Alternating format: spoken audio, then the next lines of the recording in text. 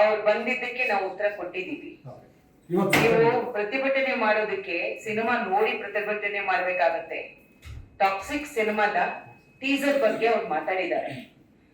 ಅವ್ರು ಮಾತಾಡಿರ್ತಕ್ಕಂಥ ವಿಷಯಗಳಿದೆಯಲ್ಲ, ಅದು ಆ ರೀತಿಯಾಗಿ ತಾವು ಕೇಳಲಿಕ್ಕೆ ಆಗೋದಿಲ್ಲ. ಏನ್ ತಪ್ಪಿದೆ ಅಂತ ನನಗೆ ಗೊತ್ತಿಲ್ಲ. ಟೀಸರ್ ಯಾವತ್ತು ಏನಕ್ಕೆ ಮಾಡ್ತೀವಿ ಹೇಳಿ? ಚಿತ್ರರಂಗಕ್ಕೆ ಜನರನ್ನ ಕರೆಸುವಂತಹ ಒಂದು ಅದ್ಧೂರಿತನ ಮತ್ತು ಅದರ ಬಗ್ಗೆ ಒಂದು ಗ್ಲೋರಿಫೈ ಮಾಡಿ ನಾವು ಹೇಳುವಂತದ್ದು.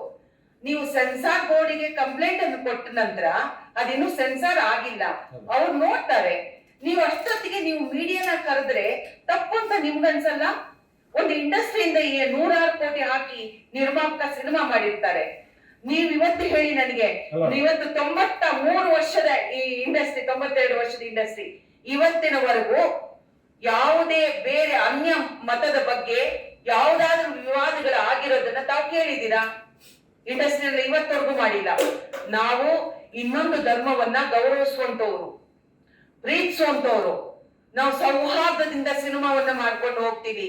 ಇನ್ನೊಂದು ಧರ್ಮದ ಬಗ್ಗೆ ಖಂಡಿತವಾಗ್ಲೂ ನಾನು ಆ ಸಿನಿಮಾ ನೋಡಿಲ್ಲ, ಬಟ್ ಖಂಡಿತವಾಗ್ಲೂ ಆ ಸಿನಿಮಾ ಮಾಡಿರಲ್ಲ. ಆ ಫೋಟೋ ನೋಡ್ಬಿಟ್ಟು ನೀವು ಒಂದಿಡೀ ಸಿನಿಮಾದ ಭವಿಷ್ಯವನ್ನ ನೀವು ನೋಡ್ತೀರಾ ಅಥವಾ ಪ್ರಚಾರಕ್ಕ ಇದು ಯಾತಕ್ಕಾಗಿ ಮಾಡ್ತೀರಾ? ದಯವಿಟ್ಟು ಹೀಗ್ ಮಾಡ್ಬೇಡಿ.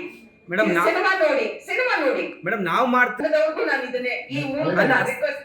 ಒಂದ್ ನಿಮಿಷ ಸರ್, ಎಲ್ಲಾ ಮಹಿಳಾ ಸಂಘಕ್ಕೂ ಅವರೇ ಬಂದಿದ್ರು, ಅವರಿಗೆ ನಾವು ಉತ್ತರ ಹೇಳಿದೀವಿ. ಸೆನ್ಸಾರ್ ಬೋರ್ಡು ಇನ್ನು ಸೆನ್ಸಾರ್ ಆಗಿಲ್ಲ. ಅವ್ರು ಸೆನ್ಸಾರ್ ಬೋರ್ಡ್ಗೆ ಹೋಗಿ ಕೊಟ್ಟಿದ್ದಾರೆ, ಪತ್ರ ಕೊಟ್ಟಿದ್ದಾರೆ, ಅವ್ರು ನೋಡ್ಕೊತಾರೆ. ಅದು ಆ ರೀತಿಯಾಗಿ ಒಂದು ಧರ್ಮವನ್ನ ಅವಹೇಳನ ಮಾಡೋದು ಅಥವಾ ಅವ್ರಿಗೇನಾದ್ರು ತೊಂದರೆ ಆಗುತ್ತೆ ಅಂದ್ರೆ ಖಂಡಿತವಾಗ್ಲೂ ಸೆನ್ಸಾರ್ ಬೋರ್ಡ್ ಅವರು ಕ್ರಮ ವಹಿಸ್ತಾರೆ. ನೀವು ಅದ್ ಯಾವ್ದು ಇಲ್ಲ ಅಂದಾಗ, ಸಿನಿಮಾ ಬಿಡುಗಡೆ ಆಗುತ್ತೆ ಎನ್ನುವಾಗ ನೀವು ಈ ರೀತಿಯಾಗಿ ಮಾತಾಡಿದ್ರೆ ಅದು ತಪ್ಪು ಗ್ರಹಿಕೆ ಆಗುತ್ತೆ. ಗ್ರಹಿಕೆಯಲ್ಲಿ ನೀವು ಇದ್ ಮಾಡ್ಬೇಡಿ. ಖಂಡಿತವಾಗ್ಲೂ ನಾನ್ ಹೇಳ್ತೀನಿ, ಟಾಕ್ಸಿಕ್ ಅಲ್ಲಿ ಒಂದು ಧರ್ಮದ ಕುರಿತಂತೆ ಅವಹೇಳನ ಮಾಡುವಂತದ್ದಿದ್ರೆ ನಾವು ನಿಮ್ ಜೊತೆ ಸೇರ್ತೀವಿ, ಡೋಂಟ್ ವರಿ. ಆದ್ರೆ ಹಾಗೆ ಇರೋದಿಲ್ಲ, ಖಂಡಿತ ಇರೋದಿಲ್ಲ.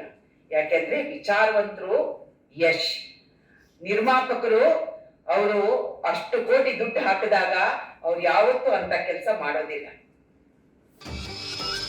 ಸುಮನ್ ಟಿವಿ ಕನ್ನಡದಲ್ಲಿ ಜಾಹೀರಾತು ನೀಡಲು ಸಂಪರ್ಕಿಸಿ 9686376663.